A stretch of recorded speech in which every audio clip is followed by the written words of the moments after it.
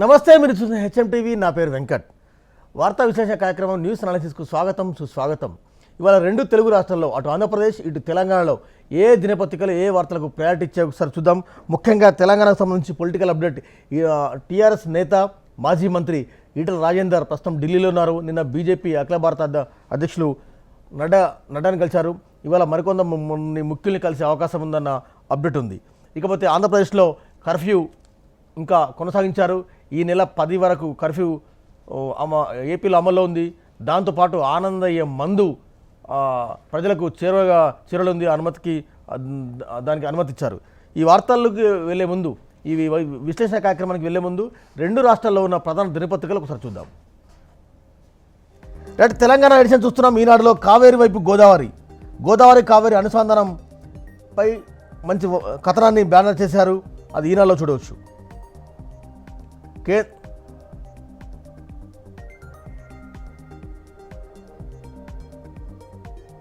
Inter నుంచే inter అడ్మిషన్లు, సాక్షుల అభివృద్ధికి రాచబాట.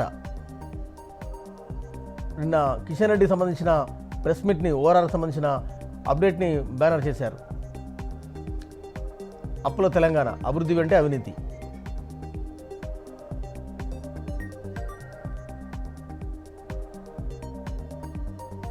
కల్లోల వనాల్లో వసంత గీతాలని నమస్తే తెలంగాణలో బ్యానర్ చేశారు. తెలంగాణ సిద్ధించి రేపటికి 7 ఏళ్ళు కావాల్సిన సందర్భంగా కథనం ప్రచురించారు.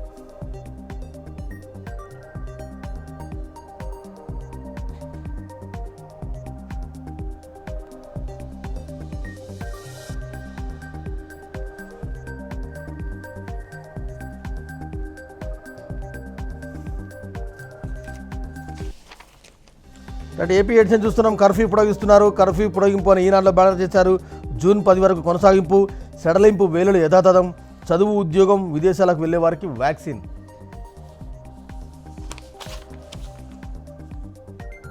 ఆనందయ్య మందుకు ఓకే. అదేవిధంగా సాక్షిలో పేదలకు పెద్ద వైద్యం, ఆనందయ్య మందుకు ప్రభుత్వం అనుమతి.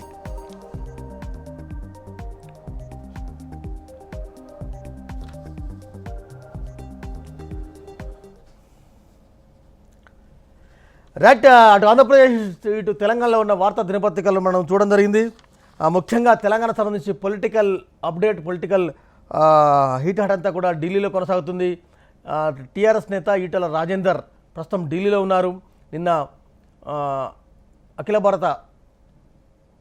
భారతీయ జనతా పార్టీ అధ్యక్షులు నడ్డాని కలిశారు. నడ్డాని కలిసి చాలా ఇష్యూస్ దాదాపు 45 నిమిషాల పాటు చర్చించారు. ఇవాళ ముఖ్య నేతలను మరికొందరిని కలిసే అవకాశం ఉంది. దీనికి సంబంధించిన అప్డేట్ మనకు ఎప్పటికప్పుడు మనం అందిస్తూనే ఉంటాం. ఈ అంశం మీద మనం చర్చను చేపట్టే ప్రయత్నం చేద్దాం. చర్చలో పాల్గొంటున్నారు తెలంగాణ రాష్ట్ర సమితి నుంచి బీసీ కమిషన్ మాజీ సభ్యులు వకలవరం కృష్ణమోహన్ గారు, అదేవిధంగా ఏఐసిసి కార్యదర్శి సంపత్ గారు ఉన్నారు, ప్రజా సంఘాల జేఏసీ నేత మర్రి వెంకటస్వామి గారు ఉన్నారు, అదేవిధంగా బీజేపీ మాజీ ఎమ్మెల్యే ఎన్ఎం శ్రీనివాసరెడ్డి గారు ఉన్నారు. నమస్తే అండి అందరికీ. ముందుగా నేను మర్రి వెంకటస్వామి గారితో స్టార్ట్ అవుతాను. వెంకటస్వామి గారు నమస్తే అండి. నమస్కారం. రైట్, ఈటల రాజేందర్ మీ కాన్స్టిట్యూన్సీకి సంబంధించిన వ్యక్తి. మీరు ఈటల రాజేందర్కు కూడా చాలా దగ్గరగా ఉంటారు. నిజంగా నిన్న మొన్నటి వరకు బీజేపీలోకి వెళ్ళకూడదు అని చాలా తీవ్రస్థాయిలో మీరు కూడా ఒత్తిడి తీసుకొచ్చారు. ఒక ప్రజా సంఘాల నేతగా ఉండాలి, తెలంగాణ ఆత్మ గౌరవ బావుట ఎగురవేయాలని చెప్పిన వారిలో మీరు కూడా కొట్టున్నారు. సరే, దాదాపు బీజేపీకి ఖరారైపోయింది. నేను నడ్డాని కలిసారు, వాళ్ళ అమిత్ షాను కలబోతున్నారు. కాషాయ దళంలో ఈటల రాజేందర్, మీరు కూడా లెఫ్ట్ ఓరియంటేషన్లో ఉన్నారు. లెఫ్ట్ ఓరియంటేషన్లో ఉన్న వ్యక్తి ఒక రైట్ ప్లాట్ఫామ్ చూసుకున్నారని మీరు అనుకుంటున్నారా? న్యాయంగా ఈరోజు ఒక తెలంగాణ ఉద్యమంలో పనిచేసినటువంటి ఒక బీసీ నాయకుడిగా పేరు పొందినటువంటి ఈటల రాజేందర్ తెలంగాణ ఆత్మ గౌరవం కోసం పనిచేస్తాడనే భావన ఇప్పటికీ నేటికి మాకైతున్నది. సరే, ఆయన ఆరోపణలు రాష్ట్ర ముఖ్యమంత్రి కేసీఆర్ ఆయన ఆస్తులు లీగాలిటీ ఉందని చట్టపరంగానే కొనుగోలు చేసినమని చెప్పి ఆయన చెప్పినా ఆయన అడావుడిగా ఆయనను బర్తరఫ్ చేసి అతని మీద కక్ష సాధింపు చర్యలు తీసుకున్నటువంటి సందర్భంలో ఈటల రాజేందర్ తెలంగాణ ఉద్యమంలో ఒక మహానాయకుడిగా సెకండ్గా పేరు పొందినటువంటి నాయకుడుగా ఉన్నాడు. రైట్, అంతా ఓకే వెంకటస్వామి గారు. ఇప్పుడు ఆల్రెడీ అతని వేళల బీజేపీలో అయితే ఆయన బీసీ నాయకుడుగా ఆ తెలంగాణ ఆత్మగౌరవం కోసం ఉంటాడని భావిస్తున్నాం. కానీ ఆయన బీజేపీకి పోతున్నాడంటే ఆత్మగౌరవం పోతుంది.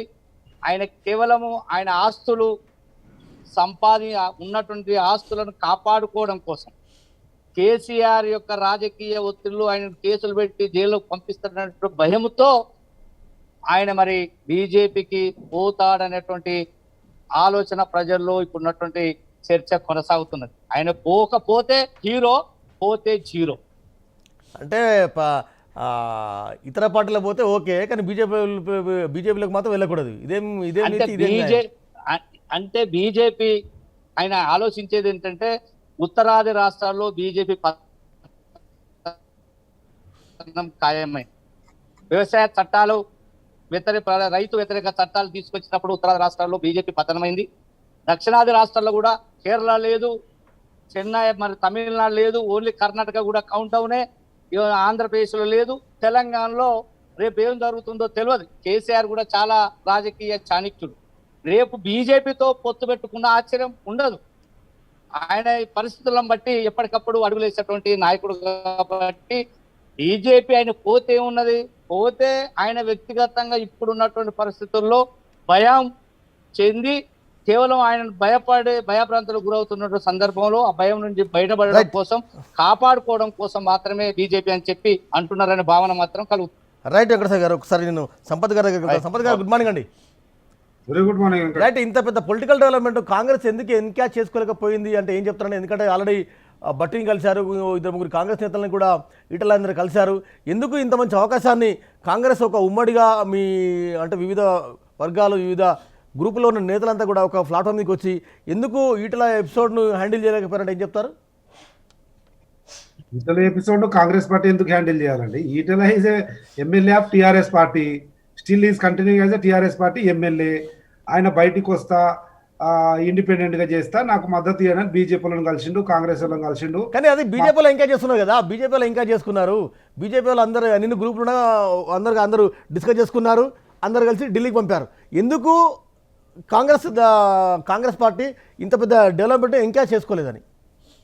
వెంకట్ గారు, మీకు చాలా బాధ అవుతున్నట్టుంది కాంగ్రెస్ పార్టీ ఎంకరేజ్ చేసుకోలేదని. కానీ భారతీయ జనతా పార్టీకి నాయకులు లేరు, అరువు తెచ్చుకుంటున్నారు.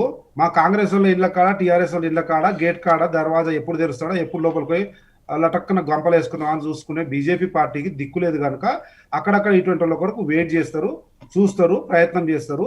దాంతోపాటు కాంగ్రెస్ పార్టీ అన్నది రాగానే టక్కన వేసుకునికి రాదు. బట్టి విక్రమార్కను కలిసిండు, లేదా సంపత్ కుమార్తో మాట్లాడినాగానే టక్కన తీసుకోమండి. It's a national party. ఇంకా టీఆర్ఎస్ పార్టీ శాసనసభ్యుడిగా కొనసాగుతున్నాడు. అప్పుడే దొంగచాటున దొడ్డిదారిన మాట్లాడి అచ్చిపుచ్చి చెప్పి గోకి గిల్లి గిచ్చి ఏదో చేసే టైపు కాదు. మా ఢిల్లీలో అధిష్టానం ఒక నిర్ణయం తీసుకుంటారు. ఆ నిర్ణయానికి అనుగుణంగా if they said okay, then will have a consensus, will have a consultation, will have a negotiation, then process will start. అట్లుంటది. కానీ వీళ్ళ టీఆర్ఎస్ పార్టీ ఎమ్మెల్యే అండి, how come it is? TRS party ఎమ్మెల్యేని తీసుకొని మీరు దొడ్డిదారుల నడ్డ దగ్గర పోతున్నారు, చుగ్గు దగ్గర పోతున్నారు. ఈ ఫామ్ హౌస్ ఈయన కలిసిండు, central home minister కలిసిండు, Bharatiya Janata party అధ్యక్షుడు కలిసిండు. వాళ్ళకి ఆ అవసరం ఉంది, వాక్యూమ్ ఉంది. భారతీయ జనతా పార్టీకి చాలా దగ్గరలో ఇప్పుడు చూస్తున్నదంతా అర్బన్ ఏరియాలోనో సిటీలోనో అక్కడక్కడ ఏదో కనబడితే ఏదో పెద్ద ఊగిపోతుంది. కానీ న్యాచురల్ గా చాలా ప్లేస్లలో వాక్యూమ్ ఉంది, వేకెన్సీ ఉంది. కనుక ఇటువంటి వాళ్ళు ఇంకా కొంతమంది వస్తే ఇప్పుడు కనబడటాలు చెప్పండి, టాప్ టు బాటం చెప్పండి. ఇప్పుడు నాకు తెలిసి కనబడతలేడు, కానీ ఎన్ఎం శ్రీనివాసరెడ్డి అన్న కూడా ఉన్నట్టున్నాడు డిబేట్ లా.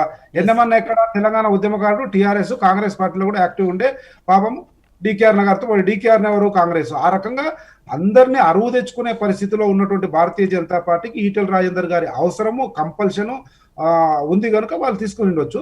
నా విషయంలో మాత్రం అది అధిష్టాన నిర్ణయం ఉంటుంది, కన్సల్టేషన్ ఉంటుంది, దాన్ని బట్టి ఉంటుంది. దాంతో పాటు ఒక చర్చ కూడా జరుగుతుంది. అంటే ఈటెల రాజేందర్ సరే బీజేపీకి వెళ్ళారు, నడ్డా గారిని కలిశారు, అతను రాజీనామా చేస్తారా చేయరా? నెంబర్ 1. నెంబర్ 2, ఒకవేళ టీఆర్ఎస్ కార్యకలాపాలు కావచ్చు, రాష్ట్ర ముఖ్యమంత్రి చర్యలు కావచ్చు, అన్ని కూడా నడ్డా గారికి వివరించారు. నెంబర్ 2. నెంబర్ 3 మేజర్ ఏంటంటే ఈటెల రాజేందర్ తెరాసపై, టీఆర్ఎస్పై ప్రత్యక్ష పోరాటం చేస్తారా లేకుంటే పరోక్ష పోరాటం చేస్తారా? ఏపీలో రఘురామకృష్ణరాజు లాగా లేకుంటే ఇక్కడ డిఎస్ లాగా అలాంటి రోల్ ఉంటుందా అనేది పెద్ద ఇప్పుడు పొలిటికల్ చౌరస్తాలో పెద్ద టాక్. వెంకట్ గారు, ఎస్, ఏ పోరాటం చేస్తారు అనే దాంట్లో నెంబర్ 1 పోరాటము ఈరోజు ఆయన మీద వచ్చినటువంటి అలిగేషన్స్ కానీ ఈరోజు ఆయన మీద నూరబడుతున్నటువంటి ఆయుధాలను కానీ తట్టుకోవాలి, ఎదుర్కోవాలి ఫస్ట్ విషయం.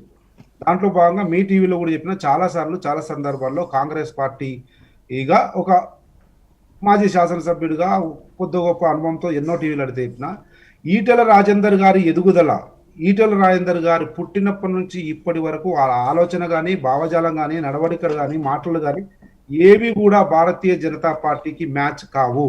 అది సంపత్ కుమార్ కాంగ్రెస్ పార్టీ నాయకుడిగా చెప్పడం కాదు, తటస్థుడిగా ఆ బ్రాటప్ లో ఆ నేపథ్యంలో వచ్చినటువంటి వెంకటరామన్న కూడా చెప్తున్నాడు. కానీ ఈయన మీద ఎక్కుపెట్టినటువంటి ఆయుధాలను ఎదుర్కోవాలంటే ఏదో ఒక ఆయుధం కావాలి.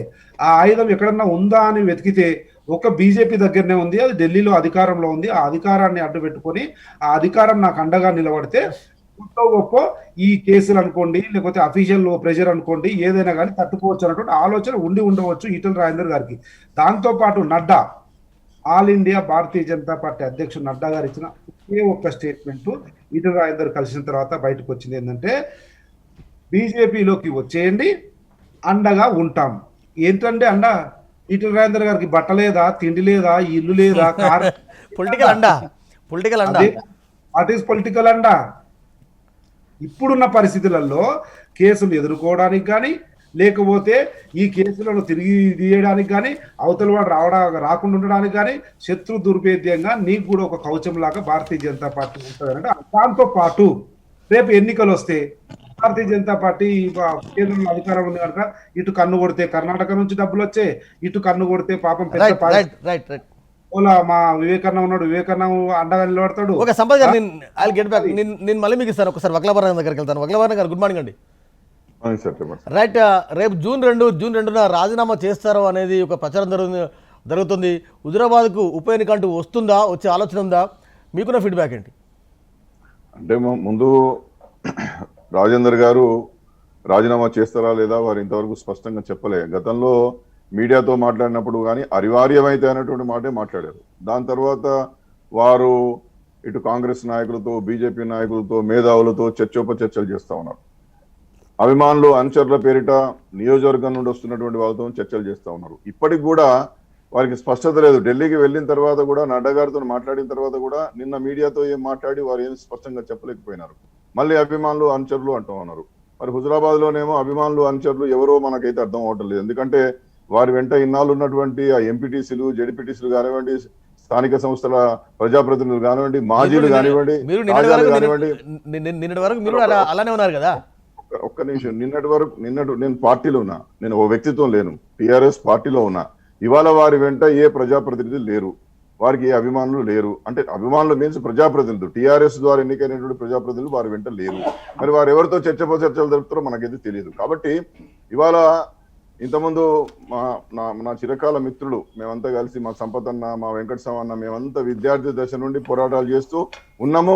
ఆనాటి నుండి ఈనాటి వరకు కూడా మా సిద్ధాంతం వెంకటస్వామికి ఉన్నది, మన సంపతన్న ఆనాడు ఎన్ఎస్యూ నాయకుడు, ఆయన వామపక్ష భావజాలంతో ఒక కింది స్థాయి నుండి ఏఎస్ఎఫ్ రాష్ట్ర స్థాయి నాయకుడిగా ఎదిగినటువంటి నాయకుడు మా వెంకటస్వామి. ఇవాళ ప్రముఖ న్యాయవాది. మేమందరం కూడా మా సిద్ధాంతాలను ఎక్కడ పక్కన పెట్టలే. వారు సిద్ధాంతాలు అనేక సందర్భాల్లో చెప్పి ఇవాళ వాళ్ళ ఆలోచన అంతా కూడా దేవుడే లేడని చెప్పి దేవుళ్ళ పార్టీకి పోయే ప్రయత్నం చేస్తా ఉన్నాడు. ఎందుకోసం చేస్తా ఉన్నారయ్యా అంటే, వెంకటస్వామి చెప్పినట్టుగా తన ఆస్తులు కాపాడుకోవడానికి, తనను తాను కాపాడుకోవడానికి అనేటువంటి విమర్శలు వారి మీద బహిరంగంగా వస్తూ ఉన్నాయి. కాబట్టి దీనికి అన్నింటికీ రాజేందర్ గారే సమాధానం చెప్పాల్సినటువంటి అవసరం ఉంటుంది. ఇవాళ ప్రభుత్వం నుండి ఏ విధంగా చర్యలు వచ్చినాయి, ఏం చేసినారు, అది కక్షపూరితమైనదా, అది మరొకటి అనేటువంటి చర్చ పక్కన పెడితే, వారు బర్తరఫ్ అయిన దరివిలా ఒకవేళ నిజమైనటువంటి సుశక్తుడైనటువంటి కార్యకర్త అయి ఉంటే, కొంతకాలం వేచి ఉంటే వారు అనుకున్నట్టు వారికి చాలా సింపతి వచ్చేది. కానీ వారు చాలా కాలంగానే ఇతర రాజకీయ పార్టీలతో సత్సంబంధం పెట్టుకొని ధిక్కార స్వరాన్ని వినిపిస్తూ ఇవాళ ఈ ప్రభుత్వంలో ఒక్క నిమిషం ప్రభుత్వంలో, పార్టీలో అనిశ్చితి కలిగించేటటువంటి వ్యవహార సరళి ఉందని చెప్పి వారి యొక్క చేతులు చాలా స్పష్టం చేస్తా ఉన్నాయి. కాబట్టి ఇవాళ వారు మాత్రమే వారి రాజకీయ భవిష్యత్తును నిర్ణయించుకోవాలి. ఇంకా వారి పట్ల టిఆర్ఎస్ పార్టీలో గానీ, టిఆర్ఎస్ కార్యకర్తల్లో గానీ సింపతి లేదు. మనం చాలా పెద్ద నాయకుడు అనుకున్నాం కానీ వారికి వారే చిన్నవి చేసుకుంటున్నారు. హుజురాబాద్ ప్రజల్లో సానుభూతి పెరిగింది, అయ్యో పాపం అనే పరిస్థితికి వచ్చిందంట, నిజమా అది? ఎక్కడున్నదండి? ఒక్క ప్రజాప్రతినిధి లేడని నేను చెప్తా ఉన్నా కదా. తాజా ప్రజాప్రతినిధులు కాదు, మాజీ ప్రజాప్రతినిధులు కూడా, స్థానిక సంస్థల ప్రజాప్రతినిధులు కూడా ఎవ్వరు వారి వెంట లేరు. ఇప్పుడు వెంకట సామన్న మీరేదో, నాకైతే వెంకట సామన్న మరి సలహాదారు అయిందో నాకు తెలియదు, కానీ వెంకట సామన్ననే స్పష్టంగా చెప్పిండు కదా, వారు ఏదైతే వారి యొక్క సిద్ధాంత భావజాలం ఏదైతే ఉందో దానికి తిరోధకాలు ఇచ్చి ఇవాళ వారిని వారు రక్షించుకోవడానికి చేసేటటువంటి రాజకీయ జిమ్మికులే కనబడుతున్నాయి తప్ప తెలంగాణ కోసం కట్టుబడినట్టు ఏం కనబడుతుంది? వక్లపర్ణ గారు ఈటల రాజేందర్ గారిని బర్తరఫ్ చేసిన తెల్లారి నుంచే సర్పంచులు, ఎంపీడీసీలు, ఎంపీపీలు, జెడ్పీటీసీలు అందరినీ టీఆర్ఎస్ పార్టీ కొనుగోలు చేస్తుంది అనే ఆరోపణలు అనేక పత్రికల్లో వస్తున్నాయి. ఓ సర్పంచ్కి ఇంత, ఎంపీటీసీకి ఇంత అని, ఎంపీపీకి ఇంత ఇస్తున్నారని. అంటే ఒక రకమైన మనీ ఇష్యూస్ అనేవి అప్పుడే ఎన్నికలకు ముందే రాజీనామా చేస్తారో లేదో తెలియదు, కానీ మొత్తానికైతే ఒక వాతావరణం క్రియేట్ చేస్తున్నారని ఒక బలమైన టాక్ ఉంది. వెంకట్ గారు ప్లీజ్, ఇవాళ మా పార్టీలో మేము కొనుక్కునేదండి, టిఆర్ఎస్ పార్టీ బీఫామ్ల మీద గెలిచిన వాళ్ళను రాజేందర్ గారు కొనుక్కుంటే కొనుక్కున్నాడు అనాలి, అమ్ముకున్నాడు అనాలి. మా పార్టీలో మేము కొనుక్కోవాల్సిన అవసరం మాకేం వస్తుంది? స్వచ్ఛందంగా మేము టీఆర్ఎస్ వెంటనే ఉంటాం, కేసీఆర్ గారి నాయకత్వంలో పనిచేస్తాం. మేము ఈ బీఫామ్ల మీద గెలిచినామని చెప్పి బీఫామ్లు తీసుకున్న వాళ్ళు సర్పంచులు, వార్డు మెంబర్లు అయినా కానీ మేము సింపథైజర్స్ గా ఉన్నాం టీఆర్ఎస్ కాబట్టి టీఆర్ఎస్ లో ఉంటామని చెప్తా ఉన్నారు. వాళ్ళ ఎంపీటీసీ, జెడ్పీటీసీలు అంటే సరే అటు ఇటు అని మరి ఒకవేళ చర్చ చేయొచ్చు. సర్పంచులకు, వార్డు మెంబర్లకు అయితే బీఫామ్లు ఉండే కదా. కాబట్టి వాళ్ళ యావత్ స్థానిక సంస్థలు గెలిచినటువంటి వాళ్ళందరూ కూడా టీఆర్ఎస్ లో ఉన్నారు. టీఆర్ఎస్ లో ఉంటే మా పార్టీలో మేము ఉంటే right right I'll get back. NM గారు ఇప్పుడే వచ్చారు. ఎన్ఎం గారు గుడ్ మార్నింగ్ అండి. నిజంగా నిన్న మొన్న మనం ఇష్యూస్ మనం రెగ్యులర్గా డిస్కస్ చేస్తూనే ఉన్నాం. ఒకటి రెండు పత్రికలు హైలైట్ చేశారు. తెరాస బీజేపీ చేతులు కలిపితే మా పరిస్థితి ఏంటి? నడ్డాతో దాదాపు 45 నిమిషాల పాటు ఏకాంత చర్చ జరిగింది. వాట్ ఈస్ సెక్యూర్ అంటే ఈటల రాజేందర్కి కావచ్చు, తర్వాత పార్టీ పరంగా కావచ్చు, ఆయన వ్యక్తిగతంగా కాకపోయినా టీఆర్ఎస్ మీద, కేసీఆర్ మీద ఫైట్ చేస్తున్న క్రమంలో బీజేపీ అధిష్టానం, టీఆర్ఎస్ అధిష్టానం రెండు ఒకటే అనే బలమైన సంకేతం, బలమైన సమాచారం క్షేత్రంలో ఉంది. కాబట్టి దాన్ని ఎలా క్లారిఫై చేస్తారంటే నడ్డా గారు చూసిన సమాధానం ఏమైనా చెప్పగలుగుతారా? ఒకటండి, ఈటల రాజేందర్ గత 20 సంవత్సరాలుగా ప్రజా జీవితంలో ఉన్నాడు, 6 సార్లు ఎమ్మెల్యేగా ఉన్నాడు, బై ఎలక్షన్స్తో సహా. వారు ఒక పార్టీ మారాలని నిర్ణయం తీసుకున్నప్పుడు ఖచ్చితంగా వాళ్ళకున్న సందేహాలు ఖచ్చితంగా పార్టీ అధ్యక్షుడి ముందు పెడతారు. ఎందుకు ఈటల రాజేందర్ గారు ఎందుకు గతంలో డీకే అరుణ గారు, అమిత్ షా గారిని కలిసినప్పుడు కూడా ఇదే మాట అన్నారు. అంటే ఖచ్చితంగా మేము పోరాటం చేస్తాము, తెలంగాణలో అధికారం దిశలో ఏ ప్రయత్నాలు చేయాలో అన్నీ చేస్తామని చెప్పి ఆ రోజు వారికి కూడా భరోసా ఇవ్వడం జరిగింది. అలాగే మా పంత అలాగే కొనసాగుతుంది. సో ఈటల రాజేందర్ గారు కూడా తన అనుమానాలను నివృత్తి చేసుకోవడంలో తప్పులేదు. అయితే ఇక్కడ సంపత్ గారు ఒక మాట అన్నారు, కాంగ్రెస్ నుంచి మిగతా పార్టీల నుంచి తీసుకుంటారంటే ఖచ్చితంగా తీసుకుంటాం. మేమేం టీఆర్ఎస్ కంటే బలంగా ఉన్నాము, ఇప్పటికిప్పుడు టీఆర్ఎస్ తోటి కొట్లాడితే మేమే గెలుస్తామని మేము అనట్లే. మేము ప్రాక్టికల్ పాలిటిక్స్ చేయదలుచుకున్నాం. తెలంగాణలో ఒక ఆల్టర్నేటివ్ పొలిటికల్ పార్టీగా బీజేపీ ఎమర్జ్ కావాలా, కేసీఆర్ తోటి ఢీ కొనాలి, రేపు అధికారంలోకి రావాలి అని చెప్పి అన్ని పొలిటికల్ పార్టీస్ మాదిరిగానే మేము కూడా మా వ్యూహాన్ని మేము గ్రౌండ్ లెవెల్ నుంచి కరెక్ట్ చేసుకుంటూ వస్తున్నాం. ఈరోజు కాంగ్రెస్ పార్టీకి కొత్తగా ఎందుకు చేరికలు లేవు, బీజేపీ పార్టీ వైపు అన్ని చేరికలు ఎందుకున్నాయి అంటే ప్రజల్లో ఉన్న విశ్వాసం, ఒక ఆల్టర్నేటివ్గా కాంగ్రెస్ పార్టీ ఉండబోదు, భవిష్యత్తులో బీజేపీ ఎదుగుతుంది అనే ఒక నమ్మకం నాయకులను, కార్యకర్తలను బీజేపీ వైపు లాగుతూ ఉంది. అయితే ఏ పొలిటికల్ నాయకుడు కూడా తమ భవిష్యత్తును చూసుకుంటాడు, తప్పేముందండి. ఓ ఇండస్ట్రియలిస్ట్ ఒక ఇండస్ట్రీ పెట్టేటప్పుడు నాది బాగా బ్రహ్మాండంగా పెరగాలనుకుంటున్నాను. అలాగే ఒక రాజకీయ నాయకుడు కూడా రాజకీయాల్లో ఉన్నప్పుడు నేను అధికారంలో ఉండాలి, అధికారం పోయే పార్టీ దిశగా నేను పోరాటం చేయాలి అనుకుంటాడు. అయితే ఈటల రాజేందర్ గారు వారు సొంతంగా బయటికి రాలే, పొగబెట్టారు, అది అందరికీ తెలిసిన విషయమే. బీజేపీ కంపల్షన్ కేసీఆర్ క్రియేట్ చేసిండు. ఈటల రాజేందర్ గారిని బయటికి పంపే కార్యక్రమం ఇప్పటి నుంచి జరగలేదు, 1 year నుంచి జరుగుతుంది. అది ప్రజల మనందరికీ కూడా తెలుసు. ఎందుకు జరుగుతుందో కూడా చాలామంది అనుభవజ్ఞులు అర్థం చేసుకోగలుగుతారు. కేటీఆర్ గారిని ముఖ్యమంత్రి పీఠ మీద కూర్చోబెట్టాలంటే మొదలు హరీష్ రావు గారే అడ్డం అనుకొని హరీష్ రావు గారిని పక్కకు జరిపే ప్రయత్నం చేశారు. కానీ హరీష్ రావు గారు కాదు, ఆయన ఇంటి మనిషి, ఆయన ఎట్లాగో నయన్నో భయాన్నో బుజ్జగించుకోవచ్చు. కానీ పెను ప్రమాదం ఈటల రాజేందర్ రూపంలో ముంచుకొస్తూ ఉంది. ఒక బ్యాక్వర్డ్ క్లాసెస్ నుంచి ముఖ్యమంత్రి ఎందుకు కాకూడదు అనే ఒక స్ట్రాంగ్ డిమాండ్ బయట నుంచి వస్తూ ఉంది. అది తట్టుకోవడం చాలా కష్టమవుతుంది అని చెప్పి మీరు అవును చెప్పేది, రాజకీయాల్లో చెప్పేటివన్నీ కూడా జరగవు కదా. అయితే ఈటల రాజేందర్ గారు ఫలానా వాళ్ళని కలిశారు అంటే కలుస్తాడు. ఎందుకంటే మేమందరం కూడా ఇంక్లూడింగ్ సంపత్ గారు కూడా మేమందరం శత్రువులం కాదు కదా, ప్రత్యర్థులం మాత్రమే. ఒక పొలిటికల్ పార్టీలో ఉన్నాం కాబట్టి ఆ పార్టీకి కట్టుబడి ఉంటాము. మేమందరం మిత్రులమే, మేమన్నా పరస్పరం కత్తులు తీసుకొని పొడుచుకుంటామా? ఒక నిర్ణయం తీసుకునేటప్పుడు అందరినీ కలుసుకొని ఏది బాగుంటుంది, ఎట్లా బాగుంటుంది అని చర్చించుకోవడంలో తప్పు లేదు. నిజంగా కాంగ్రెస్ వాళ్ళని కలిసిండు అంటే ఈరోజు ఈటెల రాజేందర్ గారికి అందరితో సత్సంబంధాలు ఉన్నాయి. తెలంగాణ ఉద్యమంలో అందరం కలిసి పనిచేసాం, సంపత్ గారితో మేమందరం కలిసి పనిచేసాం, జిల్లాల్లో అనేక కార్యక్రమాల్లో పాల్గొన్నాం, దాంట్లో తప్పుపట్టడానికి కూడా ఏం లేదు.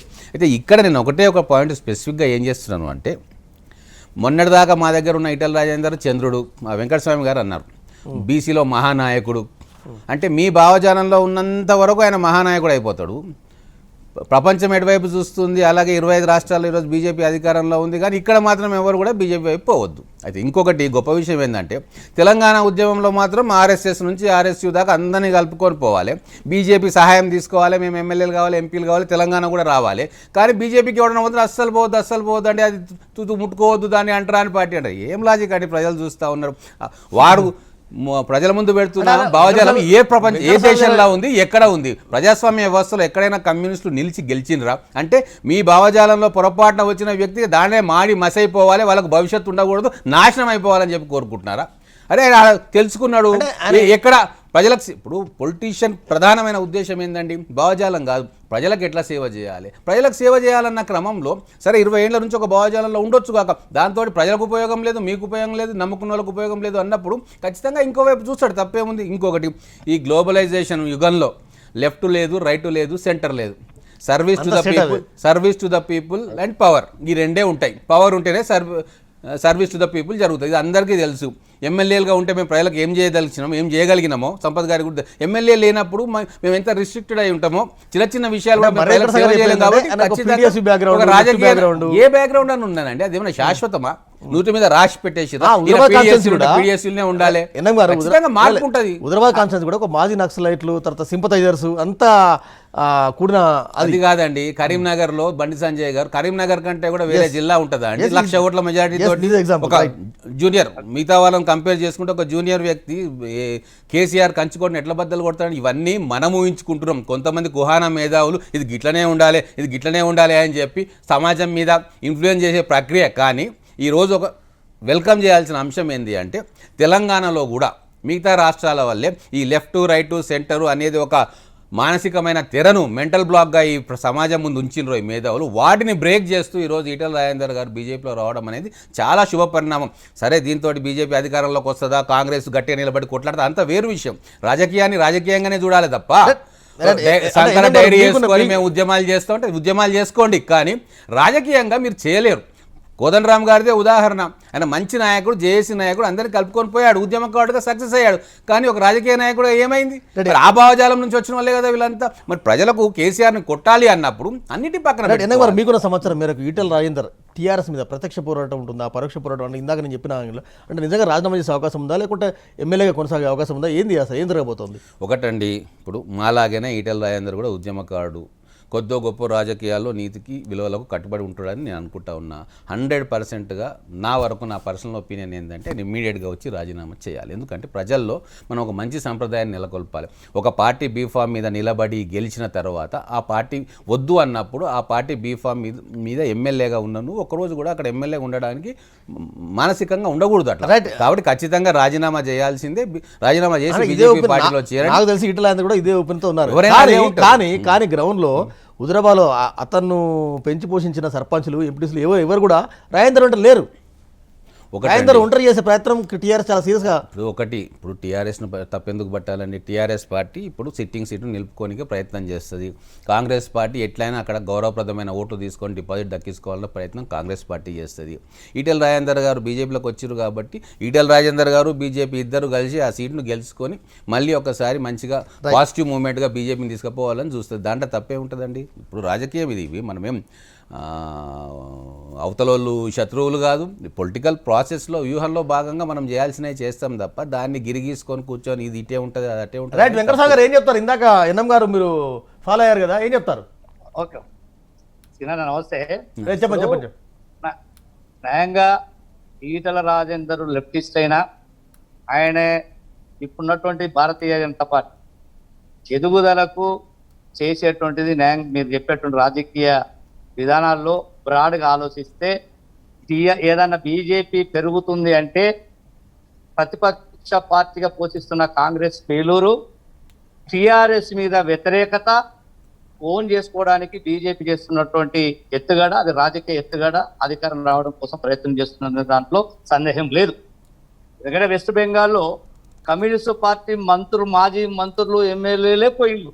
ఎందుకు? మమతా బెనర్జీకి వ్యతిరేకంగా బీజేపీని ఓన్ చేసుకొని వచ్చారు. అందులో ఈ తెలంగాణలో కూడా తెలంగాణలో కమ్యూనిస్టుల యొక్క వైఫల్యం ఉంది. కమ్యూనిస్టు పార్టీ సరైన రాజకీయ వ్యూహం ఎత్తుగడలతో పోయినందువల్ల పోరాటాలకే పనిచేస్తారు తప్ప వీళ్ళు రాజకీయాలు అధికారాన్ని ఒక కనీస కార్యక్రమం పెట్టి ప్రజల ముందు పోతామన్నట్టు అభిప్రాయం లేదు. కాబట్టి బీజేపీ ఓన్ కావడానికి నెక్స్ట్ ఆల్టర్నేటివ్ కాంగ్రెస్ ఫెయిల్యూర్ అయింది, అవుతుంది. ప్రజల పక్షాన ఉండి ఫైట్ చేసేటువంటి శక్తి సామర్థ్యాలు ఉన్నప్పటికీ సమన్వయం లేక ఫెయిల్ అవుతుంది. భారతీయ జనతా పార్టీ కొంత అవుతుంది. దీనికి ఏదన్నా బీజేపీ పెరుగుతుందంటే అది టిఆర్ఎస్ వైఫల్యమే, అది కేసీఆర్ వైఫల్యంతో బీజేపీ పెరుగుదలకు అవకాశం ఉంటుంది. Right right. అంటే ఈటల రాజేందర్ బీజేపీలో చేరికని ఎట్లా చూస్తారు మీరు? అంటే ఎంత యాడ్ అవుతుంది నిజంగా కూడా? అంటే ఆయన ఎమ్మెల్యేగా రాజీనామా చేసి బీజేపీకి వచ్చి గెలిచారంటే ఏ పరిస్థితుల్లోనూ అవకాశం ఉండదు. బీజేపీ నుంచి గెలిచేటువంటి అవకాశమే ఉండదు. జనరల్ గా ఇప్పుడున్నటువంటి రాజకీయ పరిస్థితుల్లో ఆయన ఇండిపెండెంట్ గానే న్యాయంగా అందరి సలహాలు సూచనలు తీసుకొని అందరి సహకారం తీసుకొని ఆత్మగౌరవం కోసం పోరాటం చేస్తామని ప్రజల ముందుకు వస్తే ఏమైనా పాజిటివ్ అవకాశం ఉంటుంది. కృష్ణమోహన్ చెప్తున్నాడు, ఒక ఎమ్మెల్యే ఒక ఎంపీటీసీ లేడు, జడ్పీటీసీ లేడు అంటే అధికార పార్టీలో ఉన్న వాళ్ళు భయభక్తితో డబ్బులు ఇచ్చి ఒక్కొక్క కౌన్సిలర్ కు 5 లక్షలు, ఎంపీపీకి జడ్పీటీసీకి ఇన్నోవా కార్లు, సర్పంచులకు 2-3 లక్షలు ఇట్లా ఇచ్చి వాళ్ళ పార్టీ అభ్యర్థులను వాళ్ళని అటు పోకుండా ఐసోలేట్ చేయడం కోసం, జీరో చేయడం కోసం ప్రయత్నం చేస్తున్నారు. కానీ ఒకనాడు కరీంనగర్ పార్లమెంట్ లో కేసీఆర్ పోటీ చేసినప్పుడు వైఎస్ రాజశేఖర రెడ్డి ముఖ్యమంత్రి, జీవన్ రెడ్డి మంత్రివర్యులు. జీవన్ రెడ్డి పార్లమెంట్ చేస్తే ఎక్కడ కూడా కేసీఆర్ కు పోలింగ్ ఏజెంట్ లేడు, చెప్పేవాళ్ళు లేరు. కానీ 2.5-3 లక్షల ఓట్ల మెజారిటీతో కేసీఆర్ గెలిపించారు. అదే విధంగా ఇక్కడ ఈటల రాజేందర్ ఇండిపెండెంట్ అందరినీ కలుపుకొని వెళ్ళే దశ ఉంటే అవుటర్ ఈటల రాజేందర్ ఒక బలమైనటువంటి నాయకుడిగా గెలవడానికి అవకాశం ఉంటుంది. రాజకీయ పార్టీగా మళ్ళా రాజీనామా చేసి బీజేపీ వస్తే కొంచెం కష్టమే ఉన్నటువంటి ఎదురీత ఇదాల్సినటువంటి అవసరం ఉంటుందని చెప్పి నా భావన. కాదు వెంకటస్వామి గారు, ఒక జాతీయ పార్టీ, అందులో వాళ్ళ సిట్టింగ్ ఎంపీ ఉంటారు. ఎంపీ కరీంనగర్ పార్లమెంట్లో భాగం హుజురాబాద్. మొన్న 1,10,000 పైచులకు మెజార్టీ వచ్చింది బండి సంజయ్కి. మీరు ఆ జిల్లా వాస్తవ్యులు, మీకు అక్కడ క్షేత్రం కూడా తెలుసు. బీజేపీ ఎదుగుతున్న ఇప్పుడు బీజేపీలో హుజురాబాద్ కాన్ఫరెన్స్ అసెంబ్లీలో 40,000 పైచీలకు టీఆర్ఎస్ వినోద్ కుమార్కే ఇచ్చింది మెజార్టీ. బీజేపీ గెలవడానికి అనేక అవి ఉన్నవి. అది బండి సంజయ్ గెలిచిండు, ఆ ఊపొచ్చింది. విద్యాసాగరరావు కూడా ఒకసారి ఇండిపెండెంట్ సింగిల్ గానే గెలిచిండు, తర్వాత డిపాజిట్ పోయింది. రాజకీయాలు వేరు. ప్లీజ్ వెంకట్, సమకాలీన రాజకీయాలను కానీ ఈరోజు తెలంగాణ రాష్ట్రంలో జరుగుతున్నటువంటి రాజకీయ పరిణామాలు కానీ బేరీజు వేసుకొని చర్చ చేయాలనుకుంటే ఎస్ యాక్సెప్ట్ ఎన్ఎం శ్రీనివాసరెడ్డి గారు చెప్పినట్లు ఈటల రాజేందర్ గారి, సంపత్ కుమార్ గారి, కృష్ణమోహన్ రావు గారు కానీ స్వేచ్ఛ ఉంది. ఏ పార్టీలో ఉండొచ్చు, ఏ పార్టీలో పోవచ్చు, ఆ స్వతంత్రం ఉంది, స్వేచ్ఛ ఉంది, పోవడంలో ఈ ఇబ్బంది ఏమీ లేదు. కానీ భావజాల మార్పు గురించి చెప్తా ఉన్నారు వెంకటస్వామి గారి. కమ్యూనిజం ఏ రకంగా లెఫ్ట్, రైట్, సెంట్రల్ గురించి చెప్తా ఉన్నారు కదా, దాన్ని కూడా నేను యాక్సెప్ట్ చేస్తా. కానీ 5 సంవత్సరాల తర్వాత కమ్యూనిస్టులు రైట్కి వచ్చిర్రో లేకపోతే రైటిస్టులు లెఫ్టిస్టులుగా మారినరో అంటే 5 సంవత్సరాలు ఇన్ ద సెన్స్ కొద్ది టైం తర్వాత మార్పు వచ్చింది అంటే ఎస్, భావజాల మార్పు, పరిస్థితుల మార్పు, రాజకీయ పరిణామాలు మారుతున్న సమకాలీన వ్యవస్థను బట్టి మారిండవచ్చు, నేను కాదను. కానీ ఈటల రాజేందర్ గారు 5 రోజుల క్రితం మాట్లాడిందే చెప్తా ఉన్నా, మెన్షన్ చేస్తా ఉన్నాను. 5 రోజుల క్రితము, 3 రోజుల క్రితము వాళ్ళు ఎక్కడైనా మాట్లాడింది చూడండి. నా భావజాలం ఇది, బడుగు బలహీన వర్గాలు, నేను ముదిరాజు, బీసీ, సామాజిక న్యాయము, లెఫ్ట్ ఐడియాలజీ, సెక్యులరిజము, ఇవన్నీ మాట్లాడిండు కనుక ఇమీడియట్ టక్కన ఎట్లా మారుతాడు అనేదే ప్రశ్న ఒకటి. రెండవది ఇంత భారతదేశాన్ని అప్రతిహతంగా పరిపాలిస్తున్నటువంటి భారతీయ జనతా పార్టీ రాజ్యాంగాన్ని, నీతిని, నియమావళిని, వీటన్నిటిని కాపాడవలసినటువంటి బాధ్యత గల వాళ్ళు టిఆర్ఎస్ పార్టీ శాసనసభ్యుడిగా ఉండి మంత్రిగా బర్తరఫ్ కాబడిన వారిని డిఫెక్షన్ కాకముందే ఎట్లా కలుస్తాడండి జాతీయ పార్టీ అధ్యక్షుడు? ఇది డిఫెక్షన్ కింద రాదండి? ఒకవేళ నిజంగా ఆయన అనుకుంటే ఆయన అనుకుంటే నడ్డా గారు అనుకుంటే ఈటల రాజేందర్ గారు డెఫినెట్లీ విల్ డిస్కస్, మాట్లాడదాం, కూర్చుందాం, చేద్దాం. కానీ now you are TRS MLA, you first resign and come to us, whatever is required definitely will do అని చెప్పాలి. నువ్వు ఆ పార్టీలో ఉండంగానే దొడ్డిదారిన దొంగదారిన అద్దాల సాటున తీసుకుపోయి మాట్లాడి గుసగుసలు భారతదేశాన్ని పరిపాలిస్తున్న ఈ ఉదయం ఎన్ఎం శ్రీనివాసరెడ్డి గారు చెప్తున్నారు ఇన్ని రాష్ట్రాల్లో ఉన్నాం, ఇట్లా చేస్తున్నాం. ఎస్, ఇదాంటి నీతి, ఇదా డిఫెక్షన్, ఇదా రాజ్యాంగం.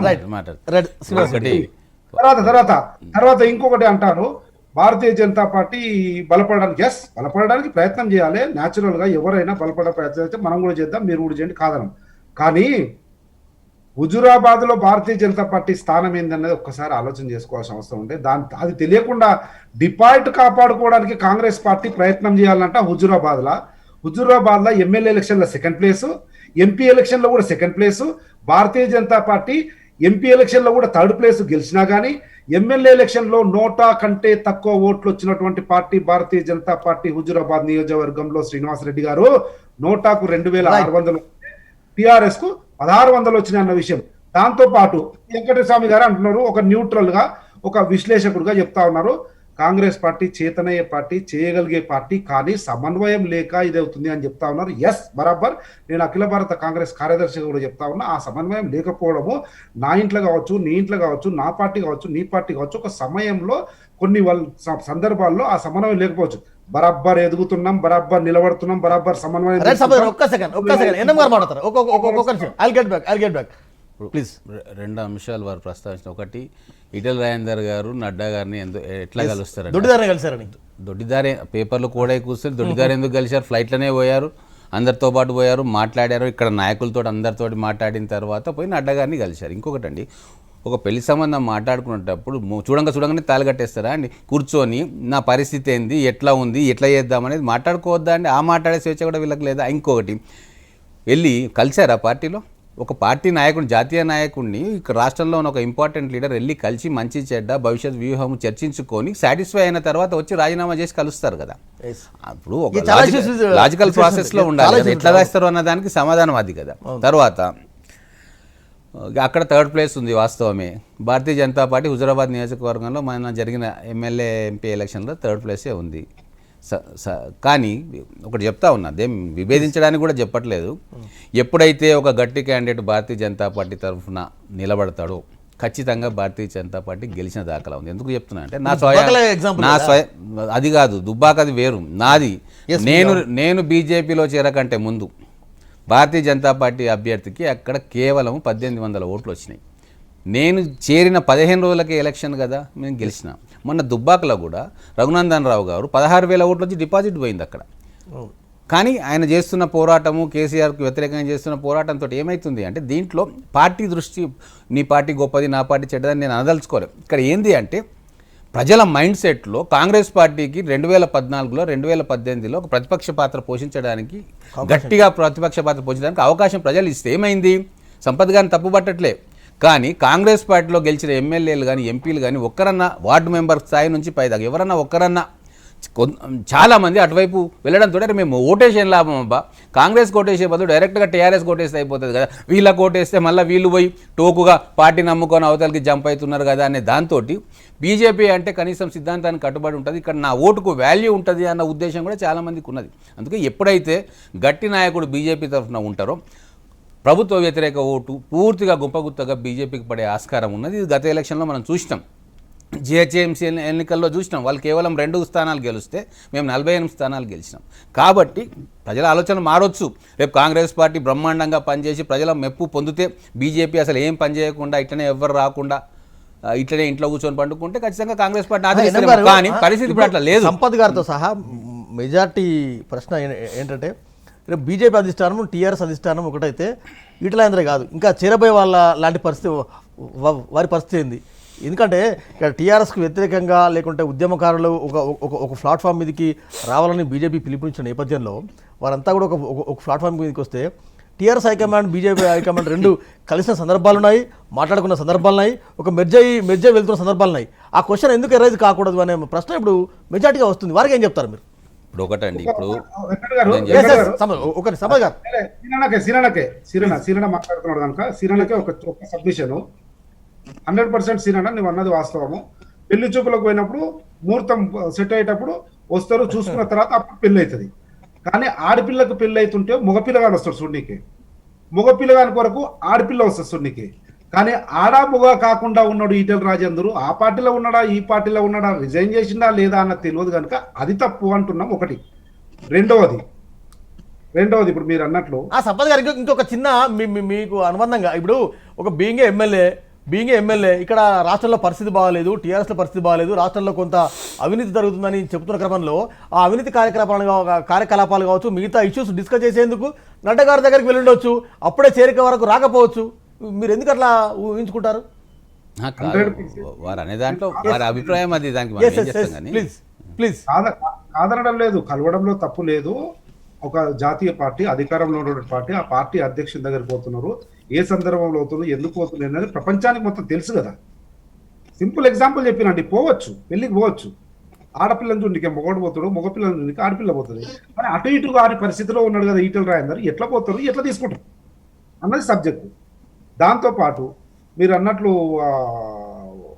సీనన్న చెప్పినట్లు భారతీయ జనతా పార్టీ యొక్క ప్రస్థానం కానీ లేకపోతే ఎదుగుదల కానీ చూస్తున్న క్రమంలో వ్యక్తి ద్వారా పార్టీని పెంచుకోవడానికి ప్రయత్నం చేస్తున్నది స్పష్టంగా కనబడతా ఉంది. సీనన్న కూడా చెప్తా ఉన్నారు, అటువంటి పరిస్థితుల్లో పోతున్నాం, ప్రయత్నం చేస్తున్నామని నిజాయితీగా చెప్తున్నాడు, దాన్ని కాదనం. కానీ పోయే క్రమంలో చేస్తున్నటువంటి విధానాలు కానీ ఇప్పుడు ఏంటంటే ఈటెల రాజేందర్ గారికి భరోసా ఇస్తే ఏం భరోసా ఇస్తారండి? ఏం భరోసా ఇస్తే ఏం కావాలి? నాకు ఏం లేదు, ఆయన చెప్తా కేసీఆర్ కంటే ఎక్కువ ఉంది నా దగ్గర, ఆయనే చెప్తున్నాడు. ఓన్లీ ఇవ్వాల్సింది భారతీయ జనతా పార్టీ అధికారంలో ఉండి ఈడీలు కానీ లేకపోతే ఏసీబీలు కానీ లేకపోతే సిబిఐలు కానీ ఈ కేసులు కానీ ఏదైనా ఉండని అది అండగా నిలబడతామన్నది ఒకటి. ఇంకోటి సీనన్నకు మనసులో కూడా ఉంటుంది, నాకు కూడా తెలుసు, సీనన్న సీనియర్ లెజిస్లేటర్గా మా జిల్లా కనుక ఇప్పటికి కూడా ఎన్నోసార్లు మొన్నటిదాకా కూడా మీరు కూడా అన్నారు, భారతీయ జనతా పార్టీ టీఆర్ఎస్ అలాయ్ బలాయ్ చేసుకుంటున్నాయి, రెండు కూడా లోపాయికారి ఒప్పందం ఉన్నాయి. ఢిల్లీలో వీళ్ళు పోయి వాళ్ళ కన్ను కొడతారు, వాళ్ళు ఇక్కడికి వస్తే వీళ్ళ కన్ను కొడతారు, ఇద్దరు కూడా మంచి సమన్వయంతో ఉన్నారు కదా అనేటువంటి ఆలోచన అనుమానము ఎన్నోసార్లు ఎన్ఎం శ్రీనివాసరెడ్డి గారు కూడా వ్యక్తపరిచారు కదా. అది ఇప్పుడు ప్రశ్నార్థకం, దానికి సమాధానం చెప్పాల్సిన అవసరం ఉంది.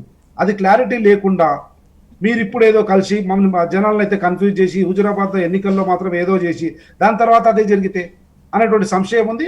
అది ఈటెల రాజేందర్ గారికి ఉంది, తెలంగాణ సమాజానికి ఉంది, ఎన్ఎం శ్రీనివాసరెడ్డి కూడా మనసాక్షిపూర్వకంగా ఉంటుంది. రైట్.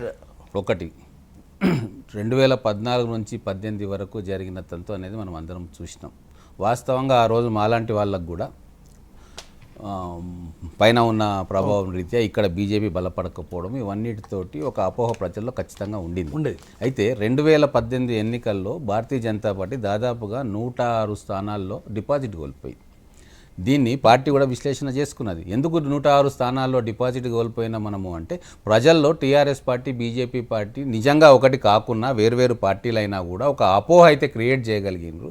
ఆ అపోహతోటి ప్రజలు బీజేపీకి ఎందుకు వేయాలి, వేసేది టీఆర్ఎస్కి వేస్తే అయిపోతుంది కదా అని చెప్పి ఒక ఆలోచన ఉండే, రిజల్ట్ కూడా అట్నే వచ్చింది.